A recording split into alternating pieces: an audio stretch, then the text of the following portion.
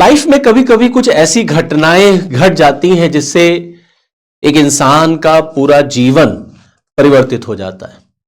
ऐसा ही कुछ हुआ था प्लेटो के साथ। दरअसल प्लेटो एक महान दार्शनिक कैसे बने, इसके पीछे एक बड़ी रोचक कहानी है। प्लेटो दरअसल शिष्य थे एक महान दार्शनिक सोक्रेटिस के, यानी कि सुकरात के।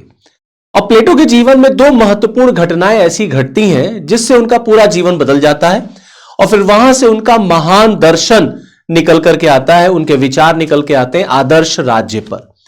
तो प्लेटो दरअसल उस दुनिया की बात कर रहे होते हैं जिसको वो एक आदर्श राज्य की दुनिया का नाम देते हैं। दरअसल हुआ यूं कि प्लेटो दरअसल प्रभावित हो गए एक तो अपने गुरु की हत्या से, यानी कि सुकरात को जिस तरीके से जहर दिया गया, और दूसरा वो बहुत दुखी हो गए अपने एथेंस को हारता हुआ देख करके, क्योंकि एथेंस को स्पार्टा ने एक युद्ध में हरा दिया था।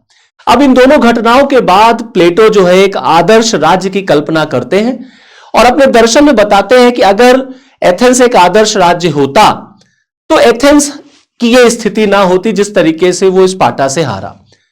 तो दरअसल उनका जो आदर्श राज्य था वो एक ऐसा आदर्श राज्य था जो दार्शनिक शासक के द्वारा रूल होता था। तो अपने आदर्श राज्य में बताते हैं कि एक दार्शनिक राजा, यानी कि फिलोसोफर किंग होना चाहिए, जो फिलोसोफर किंग हर बुराइयों से दूर होगा। और ऐसे फिलोसोफर किंग को तलाशने के लिए वो एजुकेशन सिस्टम में सुधार की बात करते हैं और वो कहते हैं कि दार्शनिक शासक या दार्शनिक राजा वही बनेगा जिसके में तर्क शक्ति ज्यादा होगी, रीजन ज्यादा होगा। दरअसल उनका आदर्श राज्य न्याय पर आधारित है। यहां न्याय का मतलब है कि वो कहते हैं कि वर्क स्पेशलाइजेशन होना चाहिए। जो व्यक्ति जिस लायक हो उस व्यक्ति को वही काम देना चाहिए, कोई किसी काम में इंटरफेरेंस नहीं करेगा, दखल अंदाजी नहीं होगी। और यह आदर्श राज्य की एक कल्पना होगी, एक आदर्श राज्य का एक सिद्धांत होगा जो न्याय का सिद्धांत है। प्लेटो कहते हैं कि एक व्यक्ति में तीन तरह की आत्माएं होती हैं, तीन तरह के सोल होते हैं। एक ऐसी सोल होती है जिसके में तर्क शक्ति ज्यादा होती है, यानी कि रीजन। एक ऐसी आत्मा होती है, एक ऐसा सोल होता है जिसके में करेज, साहस ज्यादा होता है। एक ऐसी आत्मा होती है जिसके में एपेटाइट, तृष्णा ज्यादा होता है। तो जिस व्यक्ति में रीजन ज्यादा है उसे दार्शनिक शासक बनना चाहिए, और जिसके में करेज ज्यादा है उसको सेना में जाना चाहिए, यानी कि उसको सैनिक बनना चाहिए।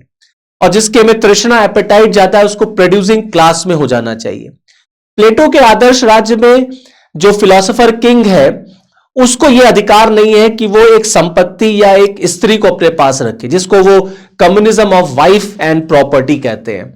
उनके आदर्श राज्य में जो गार्जियन क्लास होगा उसको वाइफ और प्रॉपर्टी रखने का अधिकार नहीं होगा।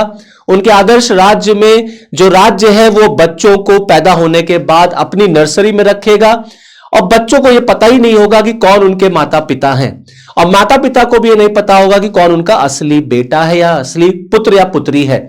जिससे बच्चे एक समान सम्मान जो है वो सभी माता पिता को देंगे जैसे वो अपने माता पिता को देते, और जो माता पिता हैं वो सभी बच्चों को एक जैसा मानेंगे।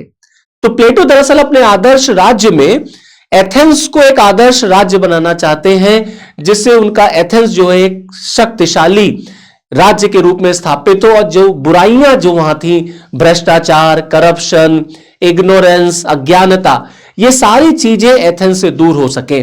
और ये सब तभी आएगा जब एथेंस में शिक्षा प्रणाली में सुधार होगा और जब आदर्श राजा जो है वो एथेंस पर शासन करेगा, जैसे गांधी का आदर्श राज्य राम राज्य का था।